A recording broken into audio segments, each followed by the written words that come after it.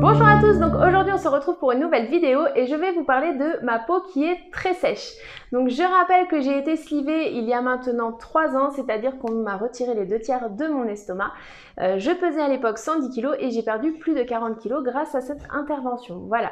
Alors pourquoi je voulais vous faire un point là-dessus? Eh bien tout simplement parce que suite à l'intervention, pour que ma peau réagisse au mieux à la perte de poids, etc., on m'avait conseillé de bien hydrater ma peau avec des crèmes ou des laits hydratants. Alors le dermatologue que j'avais vu à l'époque m'avait dit qu'il n'y avait pas de marque spécifique. L'essentiel, c'était d'apporter une hydratation suffisante à la peau. Donc c'est chose que j'ai appliquées. Et puis voilà, avec le temps, c'est vrai que petit à petit j'ai fait moins attention. Maintenant que mon poids s'est stabilisé, que ma peau a plutôt bien réagi, etc., c'est des choses auxquelles je suis beaucoup moins vigilante. Et il se trouve que sur les derniers temps, j'ai des plaques en fait de sécheresse qui sont apparues notamment sur les jambes et ça me crée des petites démangeaisons. Alors je vous rassure, c'est pas du psoriasis, des maladies de peau, des choses comme ça, non, pas du tout, puisque dès que j'hydrate ma peau, ça disparaît complètement, les démangeaisons aussi, enfin voilà, il n'y a rien à voir avec des choses qui pourraient être associées à des maladies de peau. D'ailleurs le dermatologue me l'a confirmé. C'est juste un manque d'hydratation. Et puis aussi, donc j'ai fait attention, comme je vous le disais dans ma vidéo d'hier, sur l'hydratation. Il se trouve que depuis que je me réhydrate correctement, j'ai constaté aussi une nette amélioration à ce niveau-là. Donc pour vous dire aussi que finalement l'hydratation de manière générale a vraiment une influence là-dessus.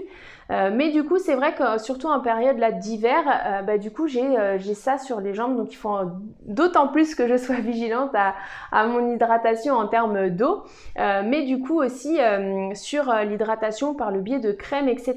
Donc je sais pas si vous aussi vous êtes concerné par ce phénomène.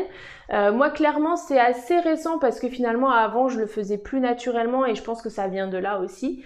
Comme je buvais aussi beaucoup moins, j'essayais peut-être aussi de compenser un petit peu l'hydratation avec les crèmes, les laits, etc. Voilà, en tout cas ces derniers temps c'est ce à quoi j'ai été confrontée et je voulais vous en faire part. Donc n'hésitez pas à me dire si vous avez été concerné, si vous avez essayé plusieurs crèmes ou laits qui ont mieux agi sur vous que d'autres. Moi clairement je vous conseille pas forcément de marque spécifique parce que ça va être des laits hydratants type Sephora, Yves Rocher, Nocibé, enfin voilà des choses comme ça. J'ai pas une marque spécifique ou alors la seule marque autre que ce type de cosmétique ça va être plutôt la Roche-Posay, une crème hydratante, etc.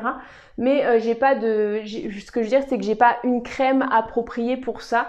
Mais en tout cas, je serais intéressée d'avoir vos retours si vous, c'est le cas ou si vous constatez, je sais pas, une routine, quelque chose qui a bien fonctionné chez vous, d'avoir vos avis et votre retour d'expérience. Voilà, n'hésitez pas donc à commenter, à liker et à partager et je vous dis à demain pour une prochaine vidéo.